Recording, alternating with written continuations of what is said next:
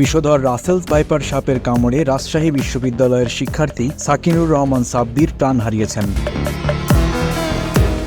জানা গেছে, সন্ধ্যার পর বন্ধুরা পদ্মার পাড়ে বসে আড্ডা দিচ্ছিলেন। সেখানে জিলাপি খাওয়া শেষ করে তারা প্যাকেটটি নিচে ফেলে দেয়। এরপর হাত মোছার জন্য সেটি আবার উঠাতে গেলে ওত পেতে থাকা ভাইপারটি সাব্বিরকে কামড় দেয়। তখন সাপটিকে তার বন্ধুরা হত্যা করে এবং সাব্বিরকে দ্রুত হাসপাতালে নিয়ে যায়। কিন্তু শেষ রক্ষা হয় না, মারাত্মক বিষ প্রাণ কেড়ে নেয় সাব্বিরের। সাব্বির অতি দরিদ্র পরিবারের একজন শিক্ষার্থী ছিলেন। এমনকি তার পরিবার অন্যের জমিতে বসবাস করে। এখন সাব্বিরকে হারিয়ে আরও বিপর্যস্ত তার পরিবার।